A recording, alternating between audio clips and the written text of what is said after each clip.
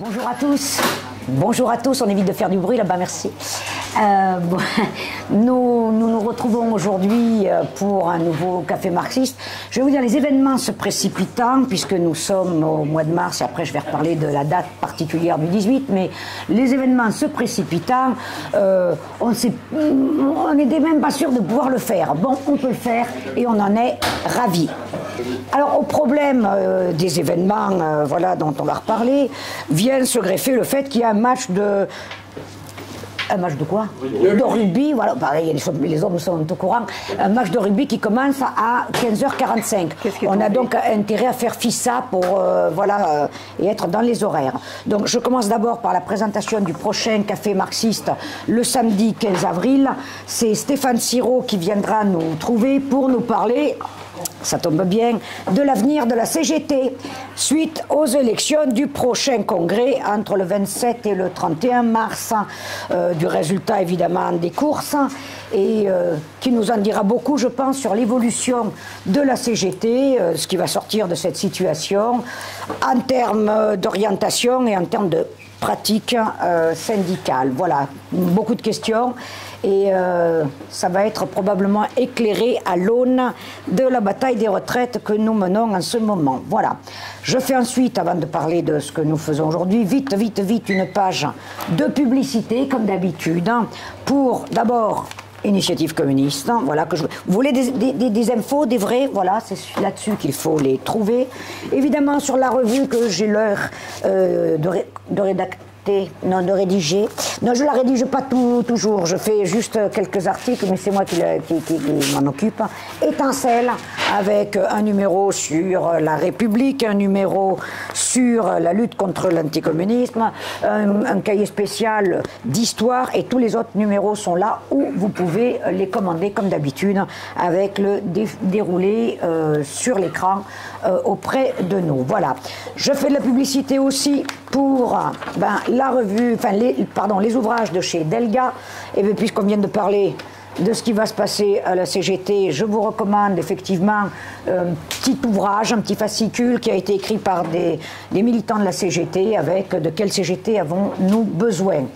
Puisque l'argent et le pognon, il ne va pas de dingue, il ne va pas à nos besoins sociaux, mais à la guerre. Eh bien, précisément, informez-vous avec cet ouvrage de Giulio Palermo sur le conflit russo-ukrainien. Écoutez, je vous donne le sous-titre, ça explique tout. L'impérialisme US à la conquête de l'Europe. Voilà, donc, vous dites, si je sais, je n'ai plus besoin de le lire. Si, lisez-le, lisez-le. Voilà, je vous conseille aussi un autre ouvrage que nous avons chez Delga. Je vous conseille d'autant plus qu'à l'automne, on aura un café marxiste là-dessus, sur la guerre germano-soviétique de David Glantz, qui est un militaire américain, et c'est un fantastique ouvrage, et nous en ferons un café marxiste. Voilà. Je vous conseille aussi, bien sûr, l'ouvrage de Georges Gersto, Mondialisation capitaliste et projet communiste. Voilà, et ça y est, j'ai fait le tour. Bien, on en revient à notre café marxiste d'aujourd'hui. Nous sommes aujourd'hui le 18 mars, date mémorable s'il en est, car elle marque le début de la Commune, bien sûr. Et voilà une révolution qui plaît beaucoup à tous nos bobos. C'est tellement romantique, une révolution où tout le monde est massacré, c'est bon, merci, et qui ne fonctionne pas. Voilà, donc ils sont tous massacrés. Alors évidemment, c'est tout le contraire de la Révolution française, dont, vous avez constaté, on honore à grand renfort de trucs la Déclaration des droits de l'homme de 1789, mais peanuts sur celle de 1793, dont Maximilien Robespierre, honni par nos pseudo-historiens monarchistes. C'est incroyable ça, que des historiens monarchistes comme Stéphane Bern et Laurent Deutsch, qui étalent leur mépris sur nos ondes dites républicaines, s'il te plaît, payées avec notre pognon, hein, je tiens à le dire quand même. Donc c'est bel et bien Maximilien Robespierre qui est l'auteur de cette déclaration des droits de l'homme et du citoyen de 93. Déclaration qui a permis de faire la Constitution de 1793, malheureusement jamais mise en place, et c'est bien dommage parce que c'est la plus démocratique de de tous les temps. Cette déclaration des droits de l'homme, c'est la synthèse justement des positions que Robespierre a défendues dès les premiers jours de la Révolution et comme c'est très axé à un moment donné, justement, des conceptions, enfin ça va à l'encontre des conceptions politiques girondines qui sacralisaient la propriété matérielle et favorisaient la guerre de conquête, si vous voyez ce que je veux dire. Et donc les discours de Robespierre, comme vont nous le démontrer magistralement Jacqueline Grimaud, dont je vous recommande l'ouvrage édité chez Delga. Ça se lit comme un roman, c'est fantastique, hein, ça s'appelle Robespierre à Paris. Et donc hors des sentiers battus. Hors des sentiers battus. Oui, ah oui, non, j'allais le mettre, voilà. En dehors des sentiers battus. Son époux Gérard sera aujourd'hui la voix de Robespierre. En effet, vous allez voir que ces discours sont d'une brûlante actualité. Alors, au lieu de nous la jouer, Robespierre, quelle horreur, il faudrait commencer par le lire. Et je vous recommande d'ailleurs la possibilité d'acheter les 12 tomes de ses écrits, de ses discours, de ses correspondances auprès de la Société des études robespierristes. Et vous pourrez voir ça sur le site de l'Arbre, qui est ce sont les amis de Robespierre pour le bicentenaire de la Révolution. Voilà, vous trouverez tout cela et je vous conseille vraiment de le lire parce que comme disait Aragorn, avant de me critiquer, lisez-moi d'abord. Voilà. Et pour tous ceux qui... Robespierre, quelle horreur, eh bien, lisez-le et vous verrez qu'effectivement, non seulement il est actuel, mais il est incroyablement social. Voilà. Alors, Robespierre, 2 jours avant sa mort, conscient du complot qui se tramait contre lui, il déclarait aux Jacobins, le 8 Thermidor en 2, 26 juillet 1794, « Je vous laisse ma mémoire, elle vous sera chère et vous la défendrez. » Le moins que l'on puisse dire est que ce n'était pas une tâche facile qu'il léguait à ses amis présents et à venir. Ah non. En effet, 230 ans après son exécution, nos médias n'ont de cesse de calomnier la Révolution en général et Maximilien en particulier. Tel ce billet... tiens, j'ai des... pour montrer... attendez. Voilà, c'est... Non, c'est pas là-dessus. Bon, enfin, c'est pas là. Tel ce billet paru dans Le Monde du 02-09-2009, intitulé « Place de la discorde » et dans lequel Robert Solé nous explique pourquoi il n'y a pas de rue Robespierre à Paris. Bien. Les défenseurs de l'incorruptible, dit-il, ont vainement tenté de persuader leurs collègues que le dirigeant révolutionnaire n'était pas un dictateur sanguinaire, mais un défenseur du suffrage universel. Et même, là apparaissaient des points de suspension, comme s'il s'agissait d'une insanité. Et même le premier homme politique français à s'être prononcé contre la peine de mort, comme c'était quelque chose d'incroyable. Le journaliste semble l'ignorer, mais Robespierre s'est effectivement battu pour le suffrage universel dans son discours d'avril 1791 sur le marc d'argent, et il s'est également prononcé contre la peine de mort dans son discours du 30 mai 1791. Ceux qui en son temps d'ailleurs avaient beaucoup amusé l'abbé Maury. Alors l'abbé Maury, c'était un député qui était, on dirait, réactionnaire. Chaque fois qu'il sortait de l'Assemblée, sans culotte l'agressait, donc il avait 2 pistolets quand il sortait. Et il dit, pendant que Robespierre parlait, il faut prier, disait-il, monsieur Robespierre, d'aller débiter son opinion dans la forêt de Bondy, parce qu'à Bondy, il y avait plein de coupe-gorge. Donc c'était ridicule, quoi, ce qu'il demandait de supprimer la peine de mort. Quant à l'expression dictateur sanguinaire qui se trouve dans le journal, elle ne repose sur rien. En effet, c'est la Chambre des députés qui avait le pouvoir de présenter un suspect au comité de salut public et au comité de sûreté générale, c'est-à-dire 24 personnes environ. Bien, ça dépendait de... Voilà. Et ce sont les 2 comités réunis 20 et quelques personnes en tout, qui discutaient, qui décidaient à la majorité de le présenter au tribunal révolutionnaire. Bien. Lequel d'ailleurs ne décrétait pas automatiquement la peine de mort. Juste pour dire que dans la dernière période de la Grande Terreur, entre avril 94 et juillet 94, il y a eu à peu près, j'ai pas les chiffres exacts, 1600 présentés au tribunal révolutionnaire et il y a eu 330 acquittements, donc en gros 20%. Et dans la période de la terreur d'avant, enfin qui datait de novembre 93 jusqu'à avril 94, dans ce qu'on appelle la petite terreur, enfin pas la grande terreur, il y a eu à peu près en moyenne sur les 6 mois 50% d'acquittés. Donc c'était pas systématiquement des gens qui étaient condamnés comme ça, voilà. Voilà.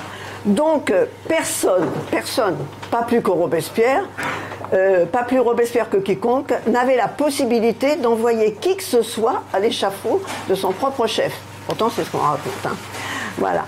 Ce qui n'empêchait pas la couverture d'Historia de septembre 2011 de le présenter comme le forcené de la guillotine.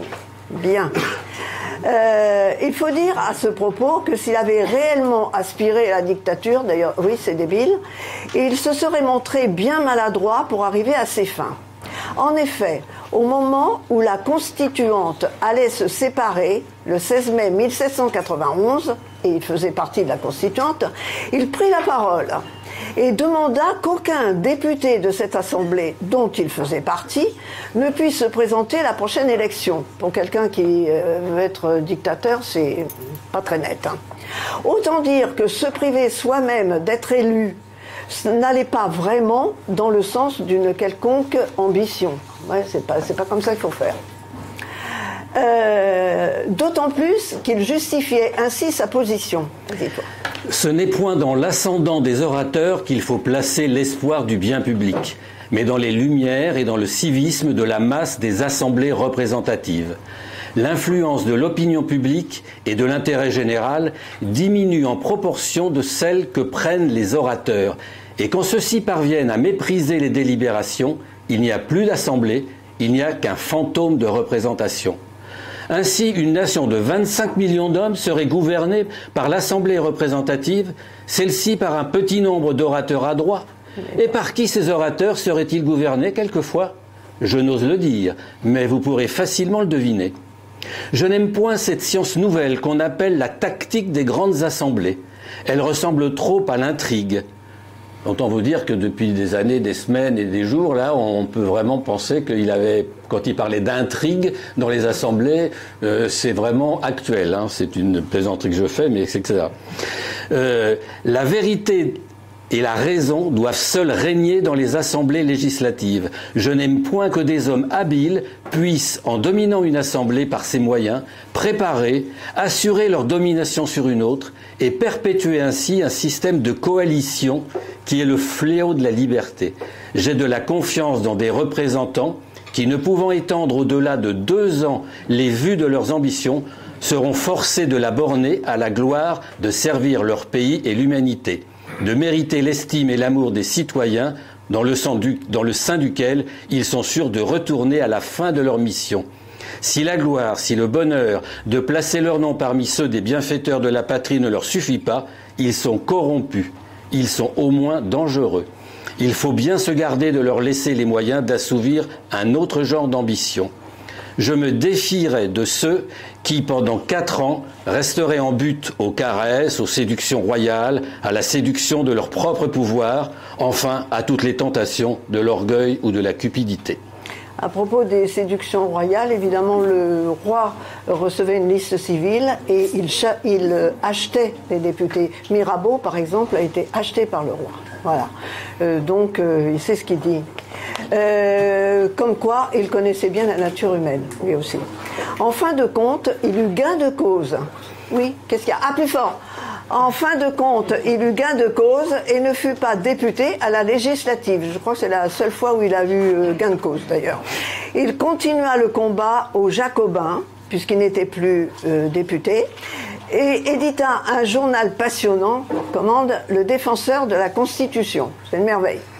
Le 29 juin 1794, c'est-à-dire à la fin, presque au moment de son assassinat, traité une fois de plus de dictateur par ses collègues, il quitta définitivement le comité de salut public, d'ailleurs où il n'avait pas une grande influence et il ne voulait même pas en faire partie, en disant « Sauver la patrie sans moi ».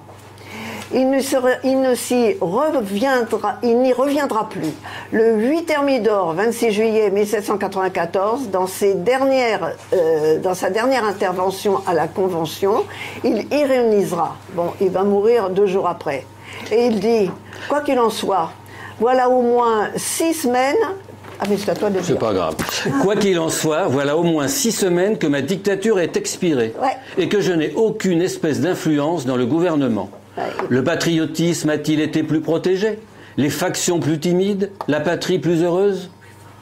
Ben non, donc il ne devait pas vraiment être dictateur. Citons encore dans le Figaro littéraire du 22 septembre 2022 la critique d'un nouveau livre intitulé Robespierre, la vertu et la terreur, et dont le titre précisait Robespierre, un malheur pour la France. Rien que ça, c'était ça. Malheur pour la France. Pas moins. Titre justifié par la conclusion suivante. Alors, on vous explique pourquoi c'était un malheur pour la France.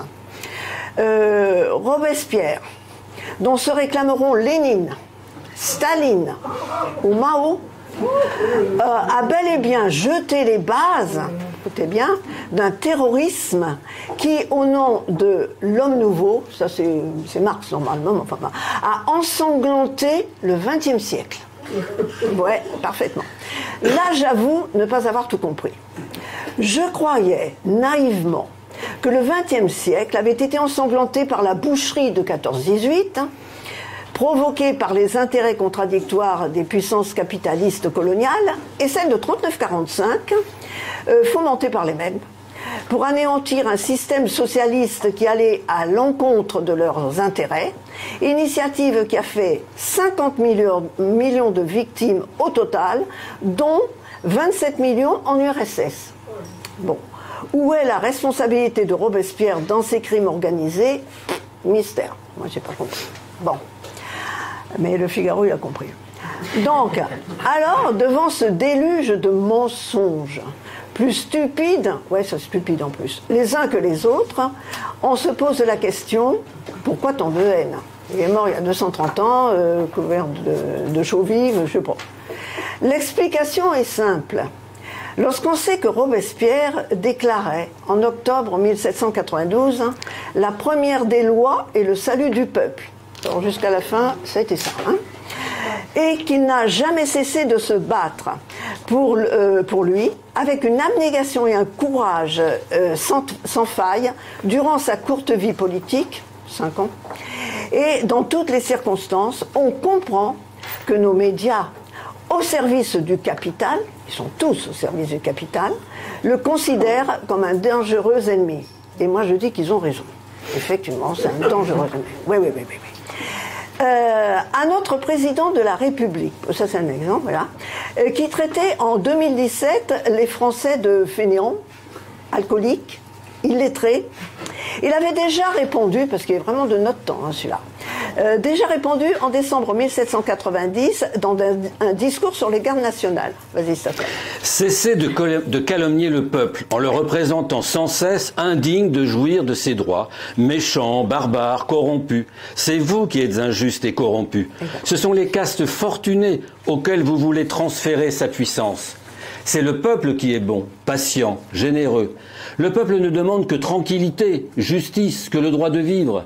Les hommes puissants, les riches, sont affamés de distinction, de trésors, de volupté. L'intérêt, le vœu du peuple est celui de la nature, de l'humanité. C'est l'intérêt général. L'intérêt, le vœu des riches et des hommes puissants est celui de l'ambition, de l'orgueil, de la cupidité, des fantaisies les plus extravagantes, des passions les plus funestes au bonheur de la société. Les abus qui l'ont désolé furent toujours leur ouvrage. Ils furent toujours les fléaux du peuple. Il faisait preuve, avant Marx, quelques années, d'une conscience de classe étonnante. Face aux lois votées par les députés qui étaient toutes en faveur de la grande bourgeoisie qui s'installait au pouvoir, il fera le constat suivant. Est-ce pour changer de joug qu'un grand peuple s'agite et brave tous les périls? Quand il ébranle ou qu'il renverse le despotisme, est-ce pour élever sur ses ruines la fortune et la puissance de quelques ambitieux ou d'une classe privilégiée? Oui, si les noms sont changés et non les abus, si la fortune du gouvernement est autre mais non meilleure, si la servitude et l'oppression doivent être son éternel apanage, que lui importe un dictateur, un roi, un parlement, un sénat, des tribuns, des consuls? Quelle lucidité! Ces lois, Robespierre va monter des centaines de fois au créneau pour les combattre. Nous n'en donnerons que quelques exemples, oui, parce qu'on peut y passer toute une vie.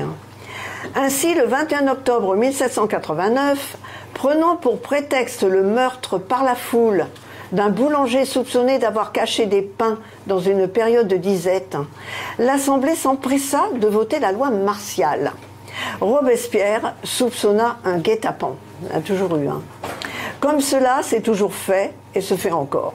Guet-apens qui permettait aux municipalités de faire tirer dans les attroupements après la deuxième sommation afin de calmer les exigences populaires. C'était pas bête. Sa réaction à Maximilien fut immédiate.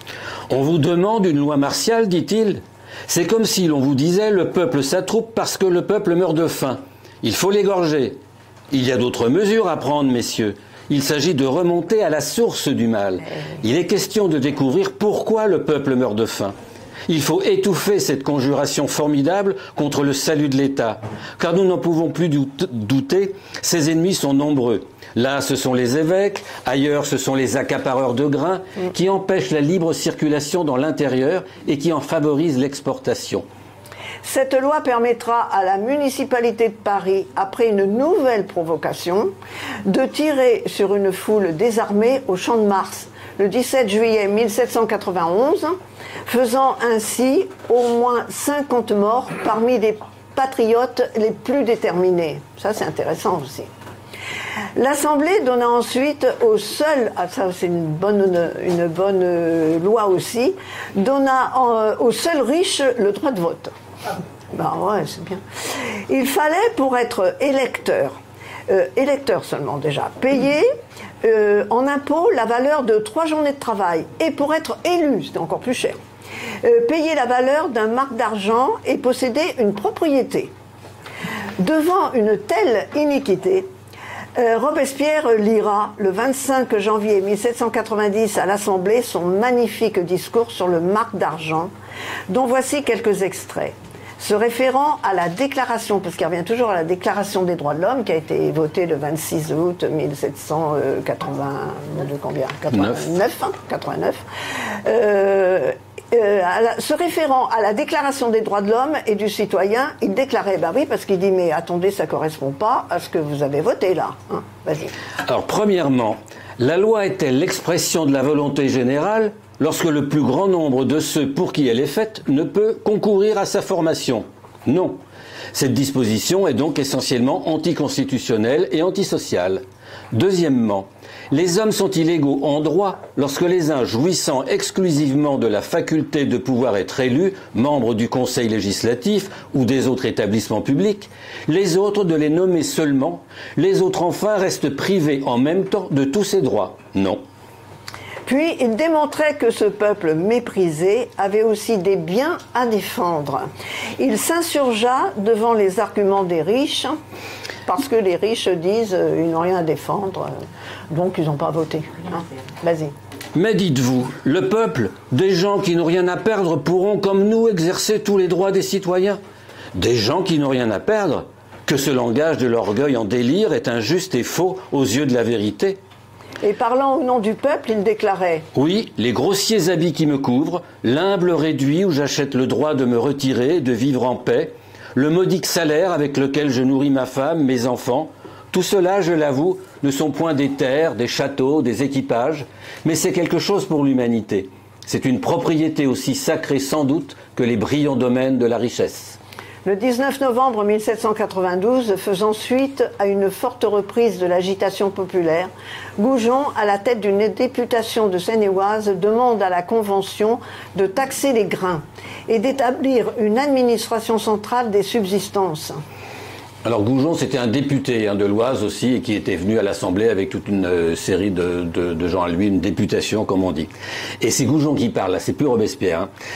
La liberté du commerce des grains est incompatible avec l'existence de notre République, qui est composée d'un petit nombre de capitalistes et d'un grand nombre de pauvres. C'est rare de voir le mot capitaliste écrit à cette époque-là. Et là, c'était un député et qui pourtant était quelqu'un un peu de la bourgeoisie. C'était un procureur général du côté de Sens, je crois. Et il disait ça, déjà. Réponse du ministre Girondin Rolland, ça c'est la bourgeoisie qui s'installe, le Girondin. Et là, la réponse du ministre Girondin Rolland, elle vaut son pesant d'or. La seule chose que l'Assemblée puisse se permettre sur les subsistances, c'est de proclamer qu'elle ne doit rien faire. Voilà. Voilà. Donc, quand on a du grain, on le cache, on le garde dans son grenier, on attend que les prix montent, que les gens crèvent, et voilà, c'est bon. Ça, c'est toujours pareil d'ailleurs. L'Assemblée fait sienne les paroles de son ministre, bien sûr, donc ça va, tout va bien. Le 30 novembre 1792, 2 députés de retour d'Eure-et-Loir exposaient la situation tragique dans laquelle se trouvait ce département où la faim était due à la liberté sans frein du commerce des grains. La Convention décida d'y envoyer des troupes, c'est bien. Robespierre monta à la tribune et critiquant la liberté indéfinie du commerce, il affirma, il est toujours là lui. La liberté du commerce est nécessaire jusqu'au point où la cupidité commence à en abuser. L'usage des baïonnettes est une atrocité. J'ai vu, dit-il, l'aristocratie accuser le peuple. J'ai vu les intrigants hypocrites imputer leurs crimes aux défenseurs de la liberté qu'ils nommaient agitateurs et anarchistes. J'ai vu la tyrannie sortir armée de la loi martiale pour se baigner légalement dans le sang des citoyens affamés. Des millions aux ministres, dont il était défendu de lui demander compte, des primes qui tournaient au profit des sangsues du peuple, la liberté indéfinie du commerce, et des baïonnettes pour calmer les alarmes ou pour opprimer la faim, telle fut la politique vantée de nos premiers législateurs. Il ajoutait : les auteurs de la théorie n'ont considéré les denrées les plus nécessaires à la vie que comme une marchandise ordinaire et n'ont mis aucune différence entre le commerce du blé, par exemple, et celui de l'indigo. Ça me fait penser, je couple, à quand on demande, par exemple, de baisser la TVA sur les produits de première nécessité, on est exactement de ce qu'il dit, c'est-à-dire le blé, le grain, c'est des produits de première nécessité à l'époque, et ils demandaient à être taxés. Bien entendu, ça n'a pas été fait. Ils ont plus disserté sur le commerce des grains que sur la subsistance du peuple.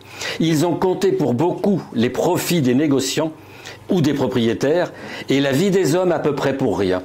Et pourquoi ? C'était des grands, les ministres, les riches, qui écrivaient, qui gouvernaient. Si c'eût été le peuple, il est probable que ce système aurait reçu quelques modifications. Les aliments nécessaires à l'homme sont aussi sacrés que la vie elle-même. Toute spéculation mercantile que je fais aux dépens de la vie de mon semblable n'est point un trafic, c'est un brigandage et un fratricide. Ils sont contents les capitalistes quand ils lisent ça. Pourtant c'est bien ça. Le 7 avril 1790, ne doutant de rien, et guidé par son esprit démocratique à l'extrême, il réclamait à l'Assemblée des jurés, aux civils comme aux criminels, ce que nous n'avons pas encore d'ailleurs. Oui. Nous ne verrons plus de corps permanent investi du plus terrible pouvoir, adopté par une conséquence toute naturelle de la faiblesse humaine, cet esprit particulier, cet esprit de morgue, d'orgueil, de despotisme, attaché à toute corporation revêtue d'une grande puissance. À la seule idée de l'institution des jurés, je me rassure au moins sur le danger de voir mes plus chers intérêts confiés à des hommes. Ils sont au moins confiés à mes pairs, c'est-à-dire à de simples citoyens choisis par le peuple qui rentreront bientôt dans la foule où ils seront eux-mêmes soumis au même pouvoir qu'ils viennent d'exercer sur moi. Je fais une parenthèse aussi. Là, depuis quelque temps, on a commencé à supprimer les jurys d'assises, puisque la nouvelle loi, une des nouvelles lois prévues par Dupond-Moretti, mais ça date d'un certain temps, est de, pour soi-disant raccourcir les délais de justice, etc., de faire qu'il n'y ait plus de jurés dans des cas où ça va quand même jusqu'à je sais pas combien d'années de prison, et on appelle ça les tribunaux départementaux. Donc la suppression des jurés d'assises, c'était pour Robespierre, déjà lui il en voulait pour toutes les juridictions, même les juridictions civiles. Voilà. Donc ça donne aussi un rapport avec ce qu'il disait et ce qu'on vit actuellement, quoi. Alors, ne négligeant aucune injustice, même pas celles qui peuvent paraître relativement anodines. C'est pas anodin, enfin quand même, c'est un détail, quoi, un peu, mais il intervient, c'est drôle, quoi. Il intervient le 19 août 1790 sur le code pénal de la marine, qui inflige, en cas de faute, de lourdes peines aux matelots et des peines légères aux officiers. Il n'est pas d'accord. Tout le monde pareil. Vas-y. Je trouve un contraste étonnant entre les peines portées contre les matelots et celles contre les officiers. Est-ce d'après l'égalité des droits que pour un même genre de délit, on propose de donner la cale aux soldats et simplement de casser les officiers? Si ces principes sont vrais, si ce sont ceux de la justice et de la liberté, je demande que les mêmes fautes soient punies par les mêmes peines. Si on les juge trop sévères pour les officiers, on les supprime pour les soldats. Bon.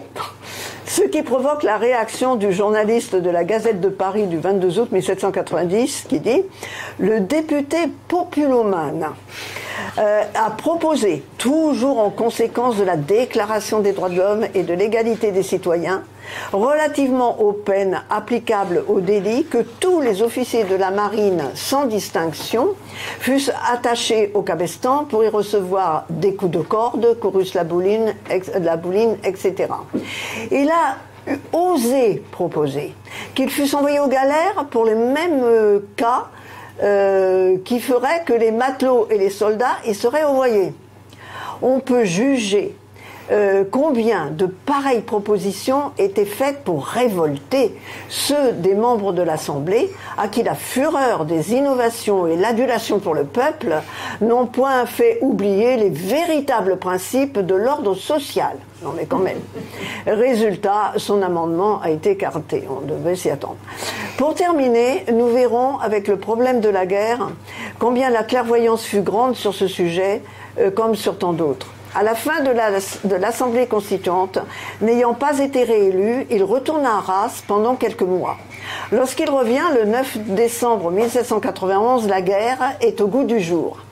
Il se retrouve au milieu d'une population à qui on l'a présenté comme un acte de bienfaisance. C'est comme pour l'Irak et le reste. Il s'agirait en effet de délivrer les peuples de leurs tyrans et de leur apporter la liberté avec la Déclaration des droits de l'homme et du citoyen.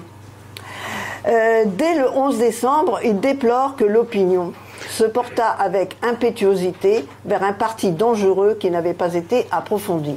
Oui, il n'y a pas la télé, mais il y a tout le reste. Alors, donc, et soupçonnant un stratagème, il rejoignit Marat, qui s'était prononcé seul contre la guerre.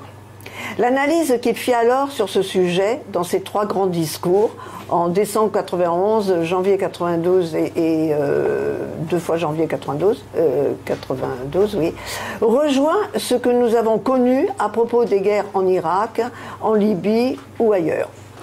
Oui, avec les armes de destruction massive et tout le bassin. Bon. En fait, le but de la guerre n'avait, comme d'habitude, aucun rapport avec ce qu'on racontait au peuple.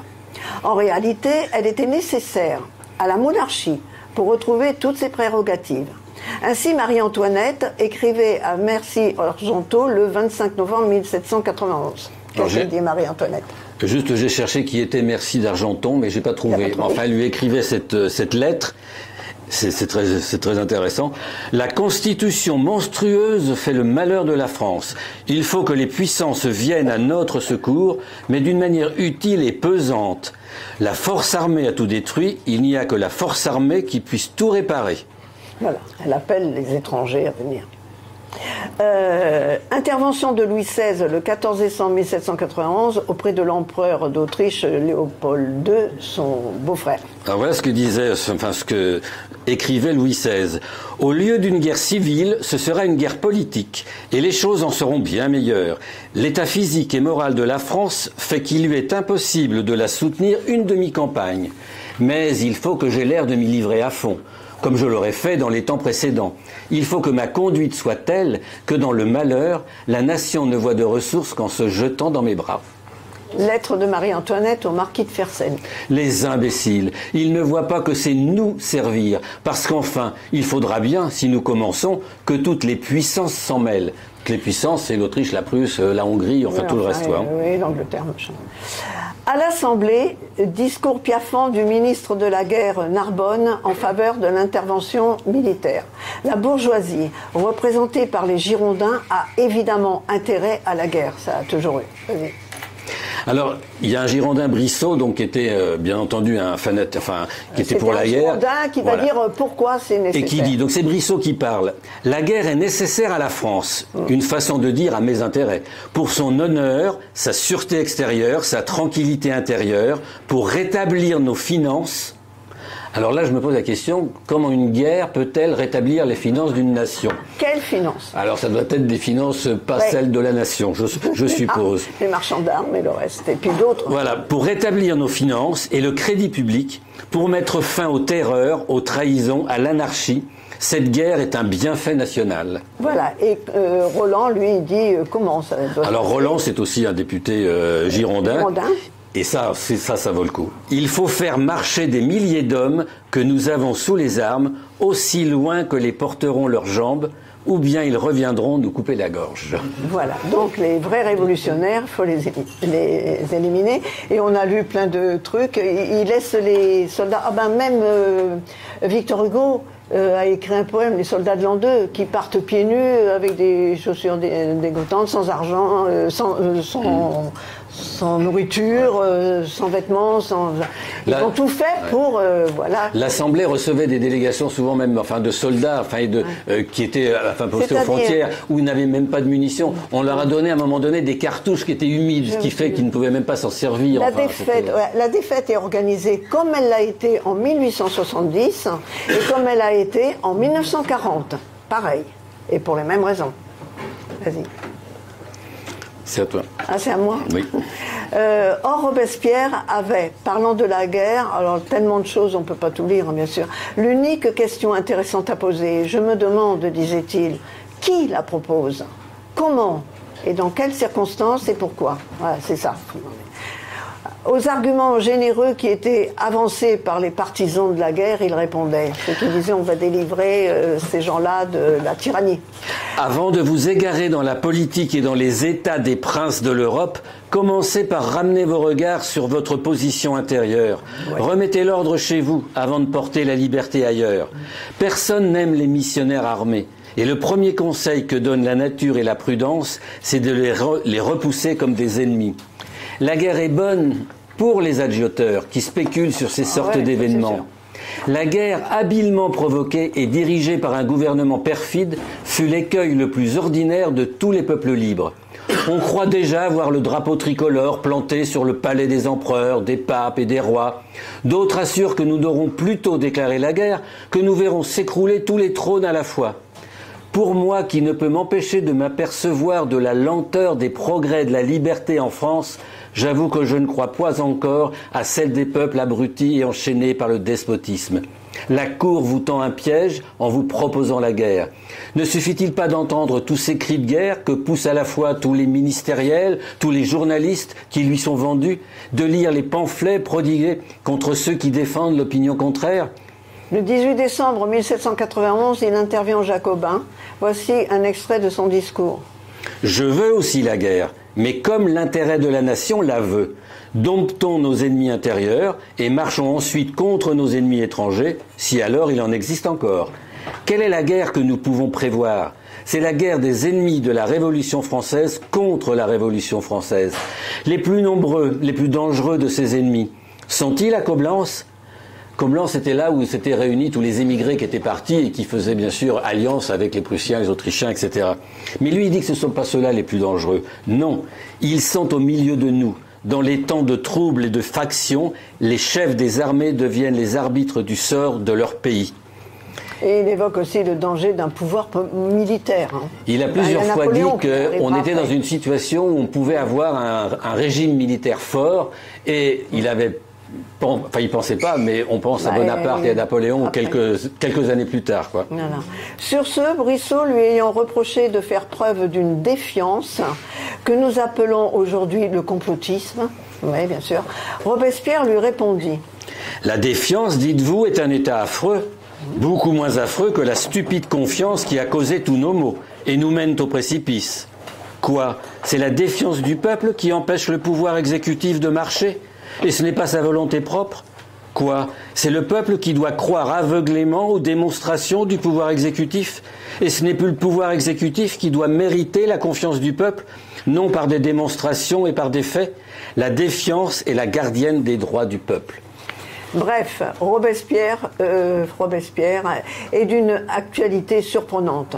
Ainsi, dans le Figaro Histoire d'avril-mai 2019, nettement anti-révolutionnaire, l'éditorialiste écrit, alors voilà, c'est dans le truc là, les débordements qui accompagnent depuis le mois de novembre le mouvement des Gilets jaunes font l'objet d'une réprobation unanime.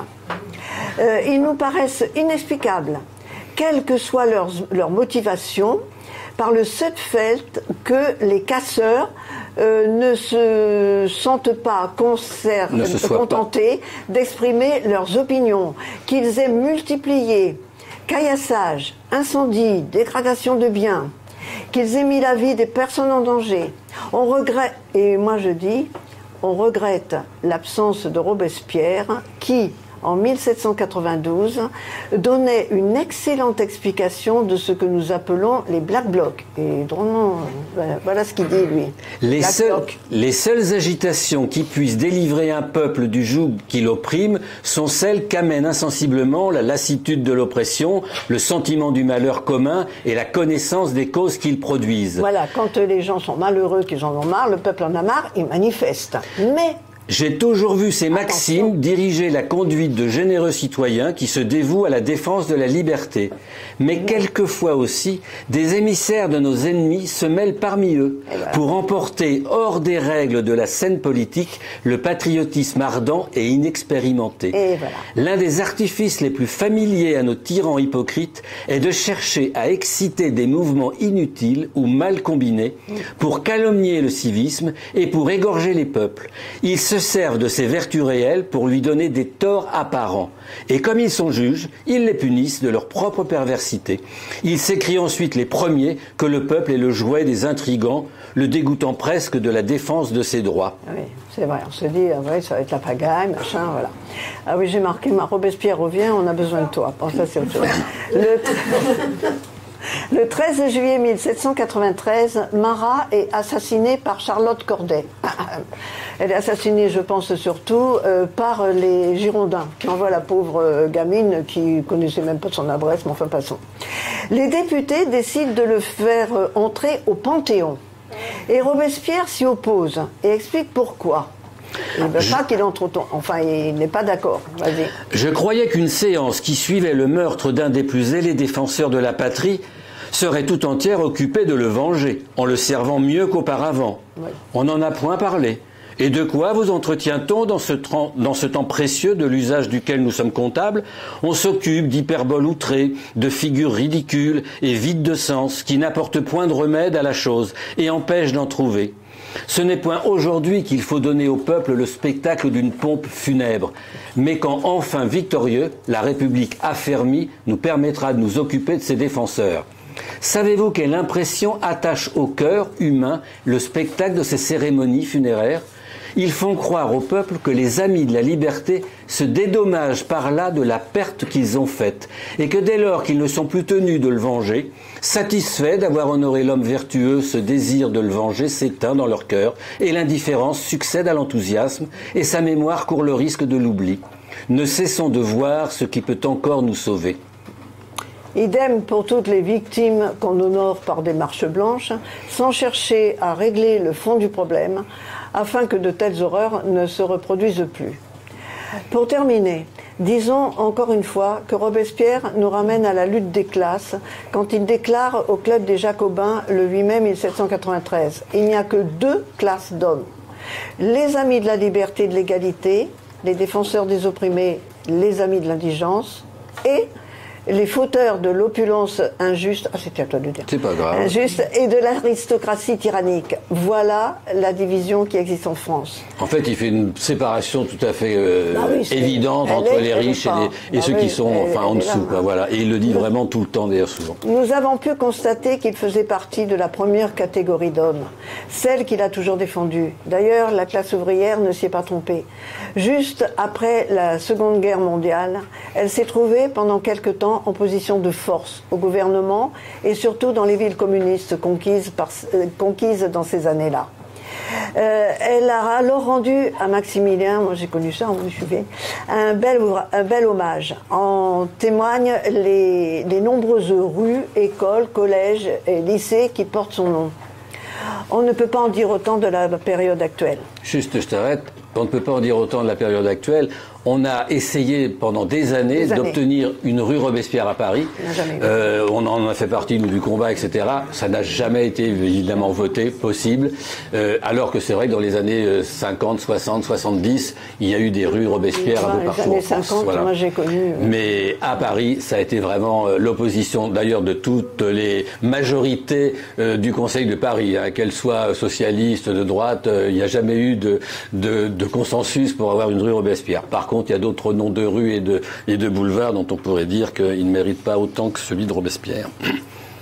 L'historien Jean Massin a écrit « Le robespierrisme... » plus fort, parce que... Ah, pardon. Plus fort. Ah, l'historien Massin a écrit « Le robespierrisme atterre de nouveau toutes les factions. Le robespierrisme ne ressemble à aucune d'elles, il n'est ni factice ni limité. Le robespierrisme est dans toute la République, dans toute la classe judicieuse et clairvoyante, et naturellement dans le peuple. La raison en est simple, c'est que le robespierrisme, c'est la démocratie. Et ces deux mots sont parfaitement identiques. C'est facile à démontrer. Donc, en relevant le robespierrisme, vous êtes sûr de relever la démocratie. À nous tous donc de relever Robespierre, il est grand temps.